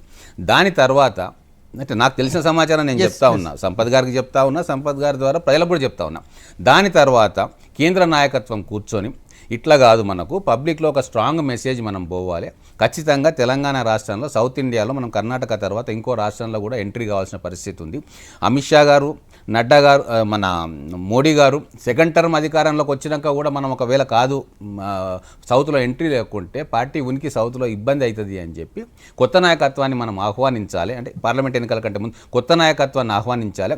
ఇప్పుడున్న నాయకులు బాగానే పనిచేస్తున్నాయి, సరిపోవట్లేదు, ప్రజల విశ్వాసం చూరగొనడంలో వీళ్ళు అంత సఫలీకృతం కాలేకపోతున్న భావనతోటి ఎవరున్నారు పెద్ద నాయకులు అని చూసుకొని ఆ రోజుల్లో కాంగ్రెస్ పార్టీలో మంచి పొజిషన్లో ఉండి మాజీ మంత్రిగా ఉన్న డీకే అరుణ గారిని వారే స్వయంగా కూర్చొని మాట్లాడి నమ్మకం కలిగించిండ్రు. ఇప్పుడు నాకు సంపత్ గారికో ఇంకోరికో నమ్మకం కలిగించుడు కాదు, ఎవరైతే పార్టీ మారుతా అని అనుకుంటున్నారో, మారాలని వాళ్ళు అనుకుంటున్నారో వాళ్ళకు కూర్చోబెట్టుకొని ఓపెన్గా మేము కొట్లాడతాము, పార్లమెంటులో బిల్లుల రీత్యా మేము తీసుకునే మద్దతు అనేది అది చట్టపరంగా తీసుకునేది ఇట్స్ డెమోక్రటిక్ ప్రాసెస్లో ఉంటుంది. కానీ ఫీల్డ్ స్థాయిలో క్షేత్రస్థాయిలో మాత్రం మాకు ఎటువంటి సంజోతా ఉండదు. 100% తెలంగాణలో మేము అధికారంలో రావడానికి ప్రయత్నం చేస్తాం. మీరు పోరాటం చేయండి. మీలాంటి మంచి నాయకులను ఇంకా చాలామందిని పార్టీలోకి తీసుకురండి. కాంగ్రెస్ పార్టీలో వాళ్ళైనా సరే, టీఆర్ఎస్ పార్టీ వాళ్ళైనా సరే, మంచి నాయకులు, ప్రజాభిమానం గల నాయకులు వస్తా అంటే తీసుకురండి, వాళ్ళకి సముచితంగా గౌరవం ఇస్తామని చెప్పడం జరిగింది. మా ముందే చెప్పడం జరిగింది. అయితే మేము నమ్ముతా ఉన్నాం. బయట ఏమన్నా అనండి, ఈరోజు వెస్ట్ బెంగాల్లో మమతా బెనర్జీ గారికి వ్యతిరేకంగా ఏ రకమైన పట్టుదలతోటి పోరాటం బీజేపీ పార్టీ చేసిందో ఖచ్చితంగా అటువంటి పోరాటమే తెలంగాణలో చేస్తాం.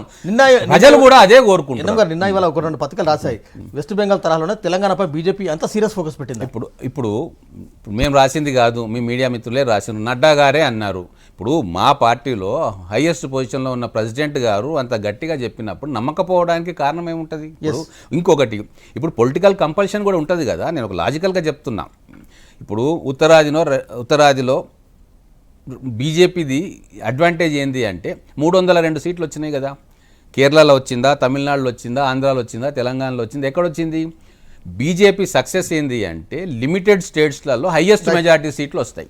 అయితే ఇప్పుడు సహజంగా ఒక రాజకీయ విశ్లేషణ అనుభవంగా 10 సంవత్సరాల తర్వాత అంతో ఇంతో అక్కడో ఇక్కడో మనకు రావాల్సిన సీట్లలో కోత ఏర్పడుతుంది కదా. మరి ఆ కోతను ఎక్కడి నుంచి భర్తీ చేసుకోవాలి? ఖచ్చితంగా ఎక్కడైతే పార్టీ లేదో అక్కడ పార్టీ దృష్టి పెడుతుంది. ఎక్కడ లేదు? ఆంధ్రాలో లేదు, తమిళనాడులో లేదు, తెలంగాణలో లేదు. ఇప్పుడు అన్ని రాష్ట్రాలకు వెళ్ళి అనుకూలమైన వాతావరణం ఎక్కడుంది బీజేపీకి అంటే తెలంగాణలో ఉంది. ఎందుకు ఉంది అంటే ఇక్కడ టీఆర్ఎస్ పార్టీని ఢీ కొట్టగలిగే సత్తా బీజేపీకి ఉందని చెప్పి ప్రజలు అనుకుంటున్నారు. కాబట్టి ఇక్కడ మేము ఎఫర్ట్ పెడితే మాకు రిజల్ట్ వస్తుంది అన్న నమ్మకం వాళ్ళకి కలిగింది. కాబట్టి వాళ్ళు బయట పార్టీల నుంచి మంచి నాయకులను, ప్రజల్లో ఇన్ఫ్లుయెన్స్ చేసే నాయకులను వెతుకుతున్నారు, మాట్లాడుతున్నారు, కన్విన్స్ చేసుకుంటున్నారు. ఆ కన్విన్స్ చేసే భాగంగా ఒక్కసారి నాయకులు కన్విన్స్ అయితే క్షేత్రస్థాయిలో ప్రజలు ఆటోమేటిక్గా కన్విన్స్ అవుతారు. So target Telangana BJP 100%. ప్రస్తుతం ఈటెల రాజేందర్ ఢిల్లీలో ఉన్నారు. ఆ చర్చ కొనసాగుతోంది. ఎలాంటి హామీ తీసుకున్నారు? నిజంగా జూన్ 2న రాజీనామా చేస్తారు అన్న వార్త అయితే దానిలో వ్యాపిస్తుంది. తెలంగాణ ఆవిర్భావ దినోత్సవం సందర్భంగా తెలంగాణ రాష్ట్ర సమితికి సంబంధించిన ఎమ్మెల్యే జూన్ 2 ఒక డేట్ ఫిక్స్ చేసుకున్నారు. ఆ రోజు రాజీనామా చేస్తారు అన్న వార్త అయితే వస్తుంది. ఇది ఎంతవరకు నిజం, ఎంతవరకు అబద్ధం అనేది ఈ మధ్యాహ్నంలోగా తేలే అవకాశం ఉంది. ఎందుకంటే సిట్టింగ్ ఎమ్మెల్యే ఈటెల రాజేందర్ హుజరాబాద్లోని తన అనుచరులతో ఇప్పటికే మాట్లాడి ఉన్నారు. ఈ మధ్యాహ్నం లేకుండా ఈ సాయంత్రం తర్వాత హైదరాబాద్ చేరుకొని రేపు ఉదయం జూన్ 2 తెలంగాణ ఆవిర్భావ దినోత్సవం సందర్భంగా రేపు హుజరాబాద్ కాన్ఫరెన్స్లో ఉంటారు. అక్కడి నుంచే రాజీనామా లేఖను స్పీకర్కు పంపిస్తారు అన్న వార్తలతో వస్తున్నాయి. వక్లభరణ గారు సార్, ఇప్పుడు పెద్దలందరూ అన్ని విషయాలు సుదీర్ఘంగా చర్చించిండ్రు. శ్రీనివాస్ రెడ్డి గారు కానీ, సంపతన్న కానీ, వెంకటస్వామన్న కానీ. ఒకటి, వెంకటస్వామన్నకు తెలిసిన సమాచారం ప్రకారం మా టీఆర్ఎస్ ఎంపీటీసీలను, జడ్పీటీసీలను లేకపోతే మా ప్రజాప్రతినిధులను మేమేదో కొంటున్నాం అనేటువంటి సమాచారాన్ని వారు చెప్పిండ్రు. అది వారికి తెలిసిన సమాచారం. అంతర్గతంగా నేను ఉన్నా కాబట్టి మా వాళ్ళని నేను కొనుక్కోవాల్సిన అవసరం లేదు అనేటువంటిది నేను క్లారిఫై చేస్తా ఉన్నా.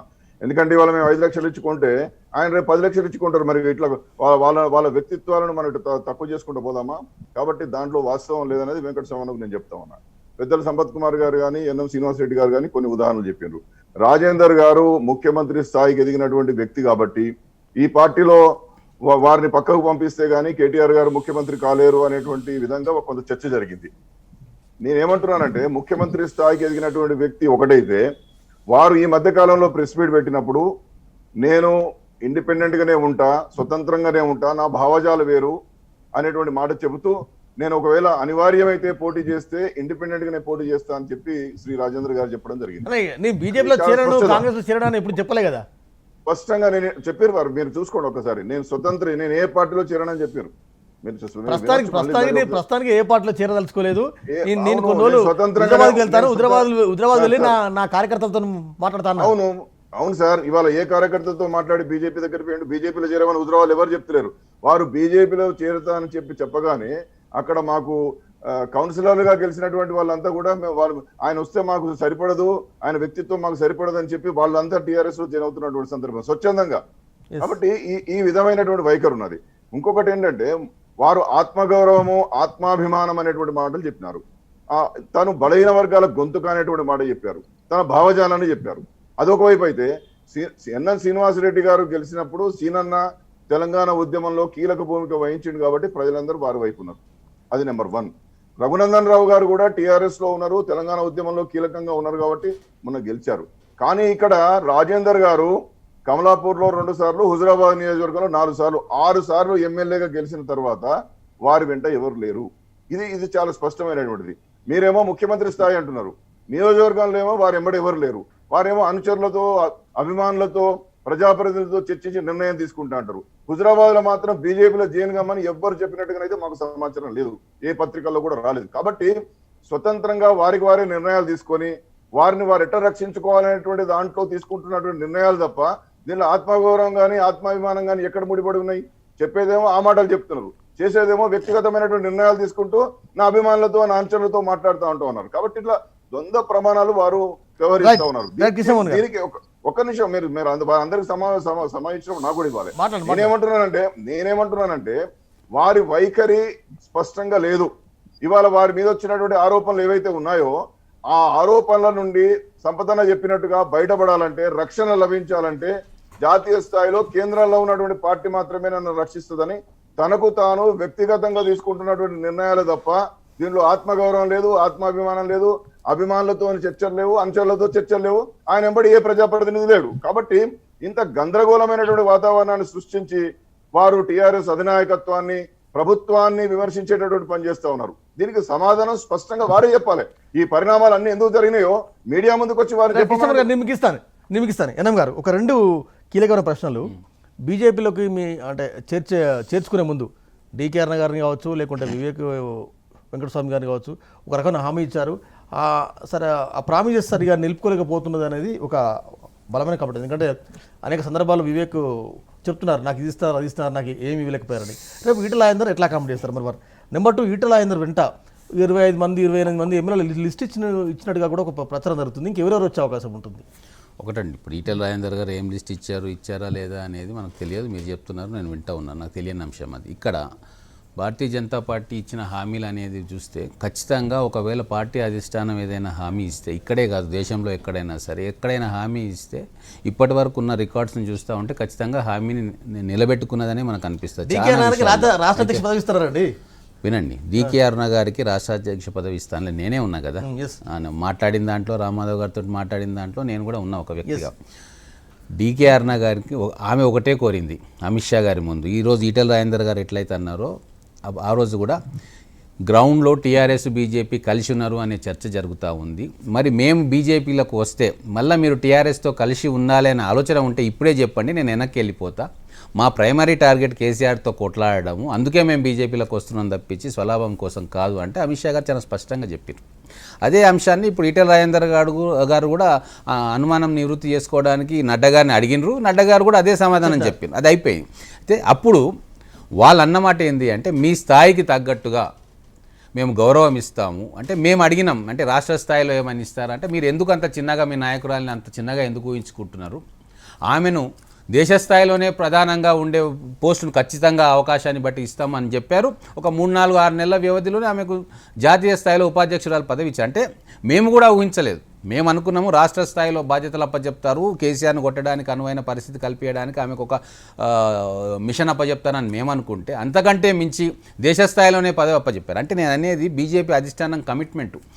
ఒక అర్హత కలిగి ప్రజల్లో ప్రజాబలం ఉన్న నాయకులు, నీట్గా పాలిటిక్స్లో ఎటువంటి ఈ ఏమంటారు మకిలి చరిత్ర లేకుండా ఉన్న నాయకులు పార్టీలోకి వస్తే, అది కూడా మిగతా పార్టీలోకి వస్తే, సొంత నాయకులను కొద్దిసేపు అయినా బుజ్జగించి పక్కన పెట్టి పార్టీ బలోపేతం కోసం వాళ్ళకు అగ్రపీఠం వేసే సంప్రదాయం ఇప్పుడు బీజేపీ అధిష్టానంలో ఉంది. అలాగే జరుగుతుంది. అందుకే ఈటెల రాజేందర్ గారు కూడా టీఆర్ఎస్ పార్టీలో అన్ని అవమానాలు పెట్టుకున్నారు. వాస్తవంగా వారికి 2 ఆప్షన్స్ ఉన్నాయి. మేము కూడా అదే చెప్పాం. చాలామంది అడిగితే వారికి ఇష్టం ఉంటే బీజేపీలోకి రండి, ఒకవేళ బీజేపీలో ఆయనకు ఇబ్బంది అవుతుంది అని అనుకుంటే మాత్రం ఒక నేషనల్ పార్టీ కాంగ్రెస్లోకి పోండి. ఎందుకంటే అన్ని రకాల మనుషులను ఆదరించి వాళ్ళకు గౌరవం లభించే ఆ సంస్కారం అనేది ప్రాంతీయ పార్టీల కంటే కూడా జాతీయ పార్టీలో ఉంటుంది. అందుకే రేవంత్ రెడ్డి గారు టీడీపీ నుంచి వచ్చిండ్రు, వారికి వర్కింగ్ ప్రెసిడెంట్ చేసిండ్రు కాంగ్రెస్ పార్టీలో. అంటే నేను నేషనల్ పార్టీ స్వభావాన్ని చెప్తా ఉన్నా.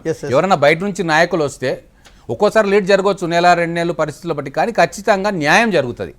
ప్రాంతీయ పార్టీలాగా ఇప్పుడు ఆ కుటుంబంలో వ్యక్తికి ఇష్టం ఉంటే నువ్వు లోపలింట్లోకి వస్తావు, ఇష్టం లేకుంటే గేట్ బయట నుంచే బయటికి పోతావు. సో ఆ పరిస్థితి నేషనల్ పార్టీలో దానికి ఎవరెవరు వస్తున్నారో నీకు నేను పీసీసీ ప్రెసిడెంట్ తోటో state president BJP state president తోటి నీకు ఇబ్బంది ఉన్నా పైన పోయి మాట్లాడుకోవచ్చు, ఇంకో 10 మందితో మాట్లాడుకోవచ్చు. అంటే గ్రీవెన్సెస్ ఎక్స్ప్రెస్ చేసుకోవడానికి ఎన్నో వేదికలు ఉంటాయి జాతీయ పార్టీలో. ఆ వెసులుబాటు ఈటెల రాజేందర్ లాంటి సీనియర్ నాయకులకు ఎంతో అవసరం ఉంటుంది.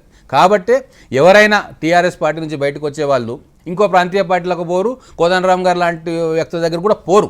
వాళ్ళు వస్తే బీజేపీలోకి వస్తారు లేదా కాంగ్రెస్ పార్టీలో. ఎవరెవరు వస్తున్నారంటే ఏం చెప్తారు? ఇప్పుడు ఒకటండి, టీఆర్ఎస్ పార్టీ కావచ్చు, కాంగ్రెస్ పార్టీలో కూడా చాలామంది నాయకులు బీజేపీ బలోపేతం అవుతూ ఉంది అనే కోణంతో మాతో మాట్లాడుతూ ఉన్నారు. సరే, సంపత్ గారు ఒప్పుకోకపోయినా చాలామంది, ఇప్పుడు విశ్వేశ్వరరెడ్డి గారు మాతో మాట్లాడుతూ ఉన్నారు, రాజగోపాల్ రెడ్డి గారు మాతో టచ్లో ఉన్నారు. ఒక ఈటెల రాజేందర్ అనే వ్యక్తి రిజర్వాయర్లో చిన్న కంతను ఏర్పాటు చేసిండు. డైలమాలో ఉన్న వాళ్ళందరూ కూడా ఈరోజు అరే ఈటెల రాజేందర్ లాంటి వ్యక్తే విధానపరంగా సిద్ధాంతపరంగా 20-30 ఏళ్ళు ఒకవైపు ఉన్న వ్యక్తే బీజేపీలోకి వస్తున్నప్పుడు మనలాంటి వాళ్ళకి ఏంది, మనం కూడా పోదామనే ఆలోచన ఈరోజు స్టార్ట్ అయ్యి ఈటెల రాజేందర్ గారి చేరికతోటి తెలంగాణలో ఉన్న మెంటల్ బ్లాక్ వెళ్ళిపోతుంది. ఈరోజు లెఫ్ట్ రైట్ సెంటర్ అని కాకుండా కేసీఆర్ని కొట్టాలి అనుకుంటే అందరూ బీజేపీ వైపు వచ్చే అవకాశం ఉంది. అట్లనే మేము అందరితో బీజేపీలోకి వచ్చిన టీడీపీ నాయకత్వాన్ని చిన్నతూపు చూస్తున్నారు అనేది నిన్న మొన్న ఒక టాక్ స్టార్ట్ అయింది. గరికపాటి కావచ్చు, పెద్దిరెడ్డి కావచ్చు, తర్వాత మన నరసింహులు కావచ్చు. నరసింహులు రేపు మాపో నా తెలిసి బ్లాస్ట్ అవుతారు. ఇప్పటికే పెద్దిరెడ్డి గలమిప్పారు. రేపు మాపో నరసింహులు మొత్తుపల్లి గారు. ఒకటండి, ఇప్పుడు నోముల నరసింహయ్య మోత్తుపల్లి నరసింహులు గారికి గౌరవప్రదమైన స్థానమే వస్తుంది. వారికి ఆల్రెడీ ఫలానా క్షేత్రంలో పనిచేసుకోమని పార్టీ కూడా చెప్పడం జరిగింది. వాళ్ళు ఆ పనిలో ఉన్నారు. వారు అసంతృప్తి ఉందని వాళ్ళు ఇంకేదో మాట్లాడతారని నేనైతే అనుకోవట్లేదు. సరే, పెద్దిరెడ్డి గారి విషయంలో ఏంది అంటే హుజురాబాద్ ఆయన నేటివ్ ప్లేస్ కాబట్టి నా స్థానాన్ని ఒకరు భర్తీ చేయడానికి వస్తూ ఉన్నారు, ఒక పెద్ద నాయకుడు వస్తూ ఉన్నారు, ఆయనను కాదని నాకు ఇచ్చే అవకాశం ఉందో లేదో అని చెప్పి ఆయన రాజకీయ భవిష్యత్తు గురించి ఆలోచన చేయడం అనేది సహజం. అది దాన్ని మనం తప్పుపట్టాల్సిన పని కూడా లేదు. అయితే ఇక్కడ టీడీపీ నుంచి వచ్చిన వాళ్ళు, కాంగ్రెస్ నుంచి వచ్చిన వాళ్ళు అనే డివిజన్ లేదు భారతీయ జనతా పార్టీలో. అందరినీ కూడా కలుపుకోయే ప్రయత్నం చేస్తూ ఉన్నాం. ఇక్కడ బీజేపీ కోరుకుంటా ఉంది టీఆర్ఎస్ నుంచి కానీ కాంగ్రెస్ నుంచి కానీ మంచి నాయకులు రావాలే. నేను ఇదివరకు కూడా చెప్పా, మేము ఈరోజు పట్టుమని చేస్తే 30-35 సీట్లలో గట్టి అభ్యర్థులు ఉన్నారు. కానీ మనం అధికారంలోకి రావాలంటే ఖచ్చితంగా 100 స్థానాల్లో గట్టి అభ్యర్థులు ఫేస్ టు ఫేస్ టీఆర్ఎస్ అభ్యర్థులు పోరాటం చేసే వాళ్ళు కావాలి. అటువంటి వాళ్ళు వచ్చినప్పుడు, అటువంటి వాళ్ళు భారతీయ జనతా పార్టీ పట్ల ఆకర్షితులు అయినప్పుడు లేదా న్యూట్రల్గా ఉన్నప్పుడు మేమన్నా వెళ్ళి స్వాగతించి తీసుకొని వస్తాం. వాళ్ళు వచ్చినా కూడా స్వాగతించి వాళ్ళకి కావాల్సిన సముచితమైన గౌరవ మర్యాదలు చేసి వాళ్ళను పార్టీలో అకామిడేట్ అయ్యేటట్టుగా చూసుకుంటాం. అంతేందుకు నా విషయమే ఎగ్జాంపుల్, నేను పార్టీలో ఎమ్మెల్యేగా గెలిచిన ఉప ఎన్నికల్లో, అదొక చరిత్ర బీజేపీ హిస్టరీలో. అయినా సరే నేను అసంతృప్తితో బయటికి వెళ్ళిపోయినా. కానీ మళ్ళీ నేను తిరిగి వచ్చినప్పుడు మన డిస్టింగ్విష్ చేయలే నన్ను, నాకు రాష్ట్ర ఉపాధ్యక్షుడిగా ఇచ్చి గౌరవం ఇచ్చింది. అంటే వాళ్ళ ఓపెన్ మైండ్ సెట్ గురించి నేను మాట్లాడుతూ ఉన్నా. సంపత్ గారు ప్లీజ్ చెప్పండి, అడగండి.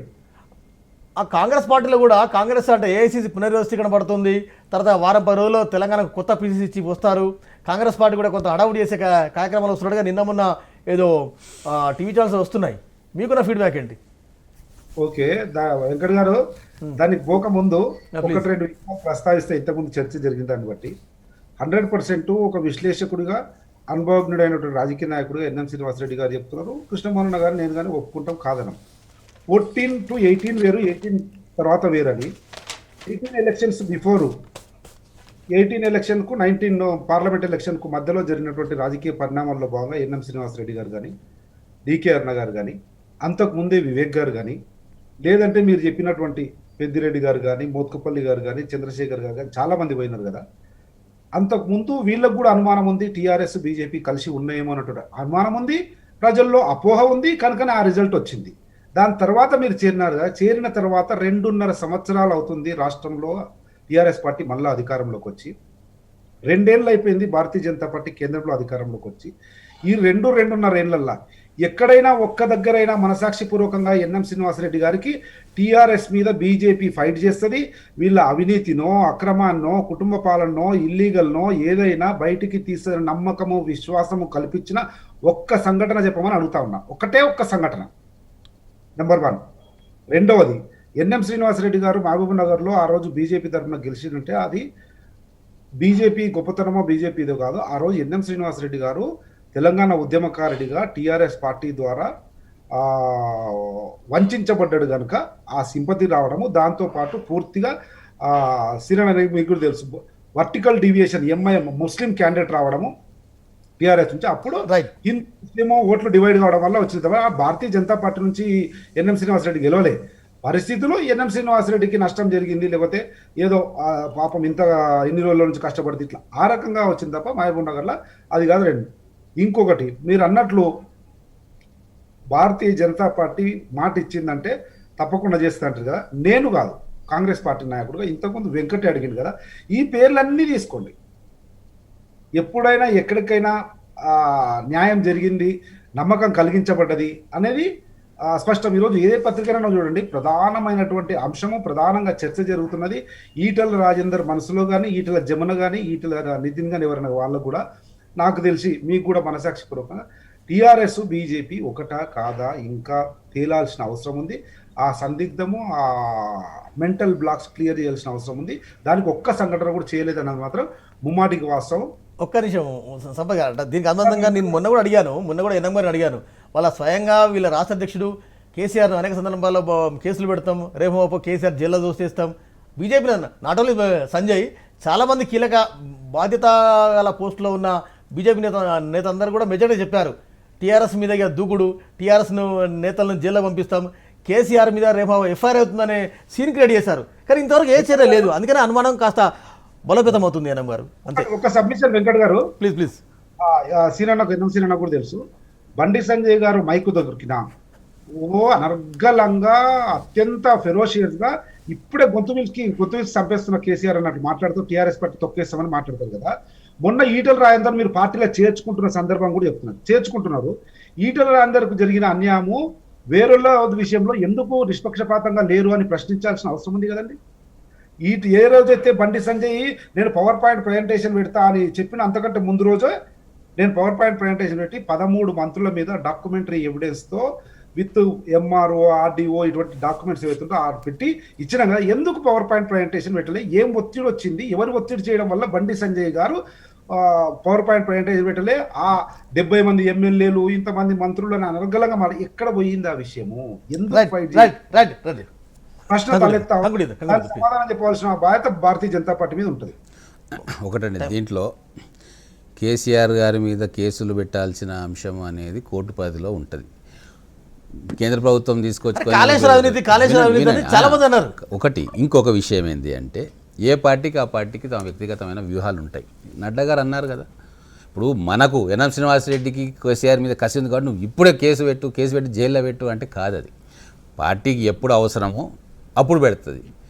ఎప్పుడు పెడితే ప్రజల్లో ఇది కరెక్ట్ నిర్ణయం అని అనుకుంటారని వాళ్ళకు నమ్మకం కలుగుతుంది అప్పుడు అంట. ఇప్పుడు నడ్డా గారు ఓపెన్గా అన్నారు కదా, ఖచ్చితంగా సమయం వచ్చినప్పుడు మేము ఎవరిని వదలము, సమయం కోసం వేచి చూస్తున్నాం. ఇంకోటి చెప్తున్నా, ఇంకా ఎవిడెన్సులు కలెక్ట్ చేస్తున్నారేమో, ఖచ్చితంగా ఎవిడెన్సులు కలెక్ట్ చేస్తున్నారు. సంపద్ గారు అన్న మాటకు నేను మళ్ళీ చెప్తాను, భారతీయ జనతా పార్టీ ఎవరిని వదిలిపెట్టదు, కేసీఆర్ను టీఆర్ఎస్ పార్టీ నాయకులను వదిలిపెట్టే ముచ్చటే లేదు. కానీ కరెక్ట్ ఎవిడెన్స్, పర్ఫెక్ట్ ఎవిడెన్స్ వచ్చేదాకా వాళ్ళకి చాలా ఓపిక ఉంది. దేశాన్ని నడిపిస్తూ ఉన్నారు కాబట్టి చాలా ఓపిక ఉంది. గురి చూసి కొడతారు. రైతు చట్టాలు, ఆయుష్మాన్ భారత్ కొట్టినప్పుడు ఎవరు కూడా లేరు. రైతు చట్టాలు, ఆయుష్మాన్ భారత్ ఇవన్నీ కూడా చూస్తే బీజేపీకి టీఆర్ఎస్ దగ్గర అవుతుంది అనే ఫీడర్ వాళ్ళు ఆ మాట అనక ఏమంటారండి, బీజేపీ టీఆర్ఎస్ పార్టీతో విరోచితంగా కొట్లాడుతుంది అంటే మరి కాంగ్రెస్ పార్టీ ఎక్కడ పోవాలి? కాబట్టి ఖచ్చితంగా ప్రతిపక్షాలు బీజేపీ ఎదుగుదలను ఓర్వలేక ఉన్న ప్రతిపక్షాలు అన్ని కూడా వీళ్ళిద్దరు ఒకటే అంటారు. చూద్దాం ఇవాళ ఢిల్లీలో ఏం జరుగుతుందో చూద్దాం. మరికొంతమంది ముఖ్య నేతల్ని ఇవాళ ఈటల రాజేందర్ కలిసే అవకాశం ఉంది. ఈ సాయంత్రం హైదరాబాద్ చేరుకుంటారు, ఆ తర్వాత హుజరాబాద్ వెళ్తారు అన్న వార్తలు వస్తున్నాయి. చూద్దాం ఏం జరుగుతున్నది. ఇది వాటి చర్చా కార్యక్రమం. రేపు మరో అంశంతో మళ్ళీ కలుద్దాం. అంతవరకు చూస్తూనే ఉండండి హెచ్ఎం టీవీ. వార్త ఆగదు, నిజం దాగదు.